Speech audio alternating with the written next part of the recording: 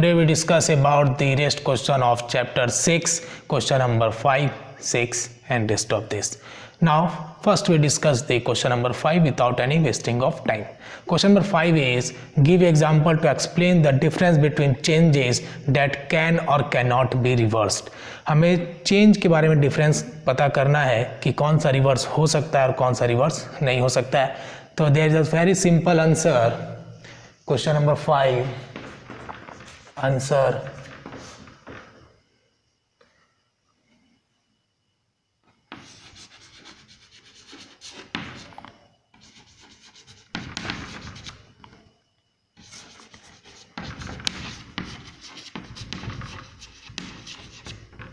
change which can be reversed easily, first we discuss is conversion of, first one is conversion of what. Now first one we discuss from the easy. Now the first one is gluing of electric bulb. Gluing of electric bulb conversion के बारे में हम बाद में पढ़ लेंगे. हम लोग easy की तरफ से डिस्कस करेंगे. gluing of electric bulb. Glowing of electric bulb, bulb का जलना और बंद होना वो क्या रिवर्सिबल चेंज है. जब हम स्विच ऑन करेंगे तो बल्ब जल जाएगा, स्विच ऑफ करेंगे तो बल्ब क्या होगा, बंद हो जाएगा, क्लोज हो जाएगा. नाउ सेकेंड वन इज, आप भी अपने तरफ से लिख सकते हैं अगर आपको पता होगा, लेकिन बट हम यहाँ पे वैसे एग्जांपल्स को डिस्कस करते हैं जो काफ़ी इजी होता है. Conversion of liquid into vapour. Conversion of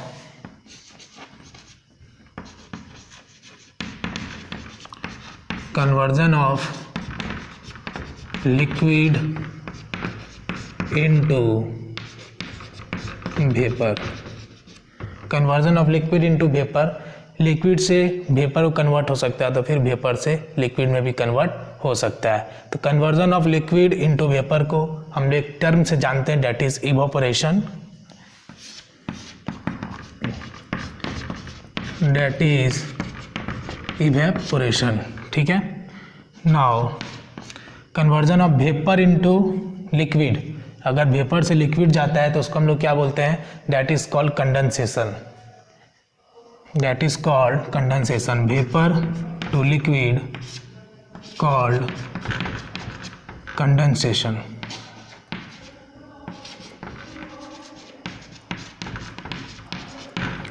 that is called condensation. ठीक है. तो ये चेंज क्या है, रिवर्सिबल चेंज है. इनको हम लोग रिवर्स कर सकते हैं. रिवर्स कहने का मतलब ये है वैसे चेंज जिसको हम लोग फिर से उसी फॉर्म में ला सकते हैं, पुराने वाले फॉर्म में, तो इसको बोलते हैं हम reversible change. Now next we discuss about the irreversible changes. हम लोग तीन के एग्जांपल्स लेंगे, तो दो तो हो गए, इसमें से एक और हम लोग लिख लेंगे. Conversion of solid into vapour. Conversion of solid into vapour. ठीक है. तो उसमें हम लोग सब्लिमेशन के एग्जांपल भी ले सकते हैं. सब्लिमेशन, देखिए कुछ नए नए टर्म्स आपको पता होना चाहिए, क्योंकि जैसे जैसे आप आगे क्लास में जाएंगे तो आपको समझने में ईजी होगा. तो इसमें क्या होता है, सॉलिड इनटू वेपर. सब्लिमेशन में होता है कन्वर्जन होता है किसका, solid into vapour. Solid into vapour. तो तीन एग्जांपल्स हम लोग देखे रिवर्सिबल के केस में. अब हम लोग इरिवर्सिबल की बात करेंगे. तो इरिवर्सिबल में फर्स्ट ऑफ ऑल क्या आता है, बर्निंग ऑफ पेपर और वुड. आपको मैंने बताया था कि कोई भी चीज़ अगर जल जाता है तो उसको हम लोग फिर से उस फॉर्म में नहीं ला सकते हैं. तो यहाँ पर हम लोग लिख सकते हैं burning of paper. Burning of paper हम लोग नंबरिंग करते जाएंगे. ठीक है. तो ये हो गया हमारा फर्स्ट. ये हो गया हमारा इरिवर्सिबल चेंज. ठीक है. मेरे प्यारे सोल्जर्स, मेरे प्यारे बच्चों, समझते हुए चलेंगे हर एक चीज़ों को. बर्निंग ऑफ पेपर भी क्या होगा, इरिवर्सिबल चेंज होगा. Now we discuss the second one, that is rusting of iron. Rusting of iron. Rusting of iron. Second point है, देखिए मैं आपको रस्टिंग ऑफ आयरन का एक एग्जांपल्स भी आपको मैं दिखाता हूँ। मेरे पास क्या है, एक आयरन का पीस है, देखिए रस्ट हो गया है, आप देखोगे ब्राउन टाइप का लेयर जो क्या रस्ट हो गया। रस्टिंग के लिए क्या ज़रूरी है आपको, एटमॉस्फेयर बोल सकते हैं, मॉइस्चर बोल सकते हैं, मॉइस्चर का प्रेजेंट होना ज़रूरी है। ठीक है, इससे बचने के लिए हम लोग क्या करते हैं, जो रस्ट लग गया इससे बचने के लिए हम लोग क्या कर सकते हैं, इसे पेंट कर सकते हैं। पेंट करेंगे तो ये रस्ट नहीं लगेगा। जब ये नया ख़रीदा गया होगा तो उस समय वो पेंट किया होगा, धीरे धीरे क्या होता है, लॉन्ग टाइम के बाद जो कवरिंग होता है पेंट का वो निकल आता है। निकलने के बाद इसमें क्या होता है, जंग लग जाता है, जिसको हम लोग आम भाषा में बोलते हैं जंग लग गया है, और साइंटिफिक लैंग्वेज में बोलते हैं, साइंस के लैंग्वेज में बोलते हैं रस्ट हो गया है, रस्टिंग ऑफ आयरन इसी को बोलते हैं। ठीक है, तो ये कौन सा चेंज है, इरिवर्सिबल चेंज है। ठीक है, तो ये जो रस्ट है ये दोबारा से आयरन के फॉर्म में चेंज नहीं हो सकता है। पेंट करके हम इसको बचा सकते हैं, लेकिन आयरन के फॉर्म में ये चेंज नहीं हो सकता है। ठीक है, तो rust can not be change into iron again, rust can not be change, rust can not be change into iron again. ठीक है, अब थर्ड पॉइंट हम बात करेंगे। थर्ड पॉइंट आप भी लिख सकते हैं, making of curd from milk, making of curd, making of curd from, making of curd from milk. दही तो सभी लोग खाते हैं, तो दही जमता कैसे है, दूध से ही जमता है। तो जब दही जम जाता है तो फिर से हम लोग उसको दूध नहीं बना सकते हैं, मतलब मिल्क के फॉर्म में नहीं ला सकते हैं। तो ये हमारा कौन सा एग्जांपल हो गया, इरिवर्सिबल चेंज हो गया। ठीक है, तो now we discuss the question number 6। A thick coating of plaster of Paris, a thick coating of plaster of Paris is applied over the bandage on a fractured bone. It becomes hard on drying to keep the fractured bone immobilized. Can the change in POP be reversed? देखिए, आपने POP का full form नहीं पढ़ा होगा या फिर कई सारे बच्चे जानते भी होंगे। POP को बोलते हैं plaster of Paris. Question number 6 हम देखेंगे। क्वेश्चन नंबर 6 में हमको पूछा गया है कि पीओपी क्या है। पहला बात तो हमें ये बताना चाहिए कि पहला बात हमें ये पता होना चाहिए कि पीओपी होता क्या है। पीओपी का फुल फॉर्म होता है प्लास्टर ऑफ पेरिस। देखिए, प्लास्टर ऑफ पेरिस तो आपने देखा ही होगा, किसी के हाथ टूट जाता है या किसी का पैर टूट जाता है तो डॉक्टर के पास जाता है और वाइट कलर का उस पर क्या कर दिया जाता है, एक तरह से जैसे कोई सरफेस टूट जाता है, कोई घर में प्लास्टर होता है, उसी प्रकार से हाथ का भी प्लास्टर कर दिया जाता है। बस वो सीमेंट से नहीं होता है, वो प्लास्टर ऑफ पेरिस से होता है जो वाइट कलर का देखने को मिलता है। ठीक है, तो प्लास्टर ऑफ पेरिस क्या रिवर्स्ड हो पाएगा, बस वही पूछा जा रहा है कि thick coating of A plaster of Paris is applied over the bandage on a fractured bone. It becomes hard on drying to keep the fractured bone immobilized. Can the change in POP be reversed? बोला जा रहा है कि अगर आपके हाथ टूट जाते हैं, अगर आप पे प्लास्टर ऑफ पेरिस लगाया जाता है फ्रैक्चर्ड बोन के ऊपर उसको ठीक करने के लिए, तो क्या उसको दोबारा से रिवर्स कर सकते हैं? बिल्कुल नहीं कर सकते हैं, क्योंकि वो हार्ड हो जाता है। ठीक है, तो नो आंसर होगा। पहले तो आप इसको याद कर लोगे।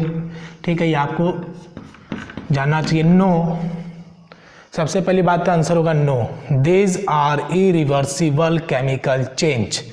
No, because these are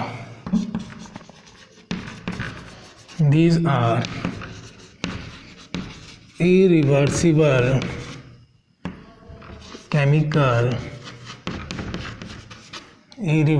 chemical change।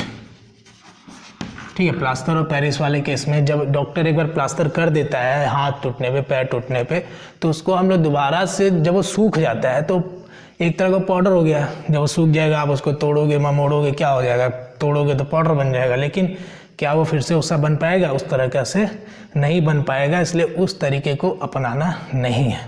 ठीक है, now next question is like a 6 question. इसी तरीके का कॉन्सेप्ट उसमें भी होगा। नेक्स्ट है आपका a bag of cement lying in the open areas बोल सकते हैं, ओपन गेट्स बोल सकते हैं, wet due to rain during the night. बोलता है कि एक सीमेंट का बैग है आपके पास, एक सीमेंट का बैग है और उसको आप क्या करते हो, आप नहीं करते हो, ओपन कंडीशन में रखा हुआ है और बारिश होने की वजह से वो पूरी तरह से भीग गया। रात को बारिश हुई, रात को बारिश होने से वो सीमेंट का बोरा था। क्वेश्चन नंबर 7, सीमेंट का हम लोग आम भाषा में बोरा बोलते हैं, कोई बात नहीं समझने आए।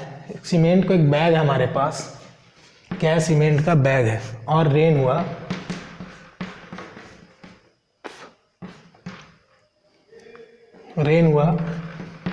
रेन होने से ये बैग क्या हुआ, पूरी तरह से भीग गया। कब हुआ, क्वेश्चन के अकॉर्डिंग नाइट को बारिश हुई और सीमेंट का बैग भीग गया।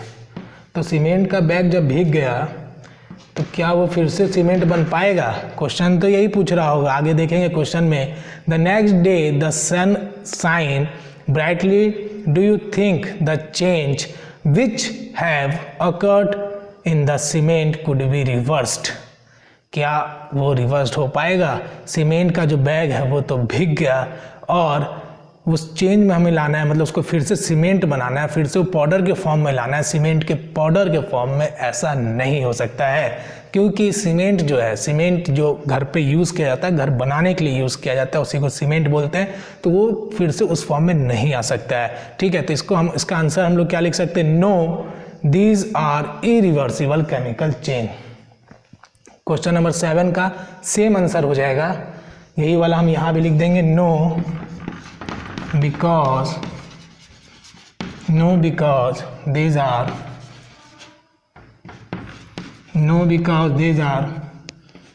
irreversible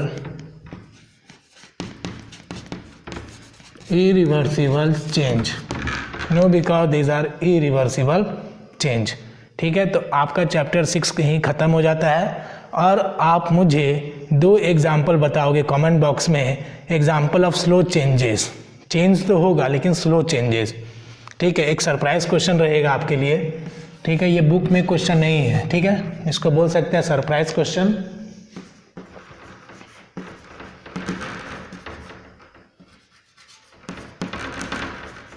दो चेंज बताने स्लो चेंजेस के, example of slow changes. Change तो लिखने हैं आपको लेकिन वो स्लो चेंजेस है, मतलब कि तुरंत चेंज नहीं होता है, धीरे धीरे चेंज होता है। तो 2 एग्जांपल्स आपको स्लो चेंजेस के बताने हैं, वो कमेंट बॉक्स में आप बताइएगा। इससे मुझे पता चल जाएगा कि किसने वीडियो को पूरा देखा है, किसने क्लास को अटेंड किया है। बने रहिए, समझते रहिए, मैं आपके साथ हमेशा हूँ। कोई भी दिक्कत है आप कभी भी पूछ सकते हैं, इसके लिए कोई परेशानी की ज़रूरत नहीं है। बस सीखिए, पढ़ते रहिए और आगे बढ़ते रहिए और खुश रहिए। Thank you for watching the classes.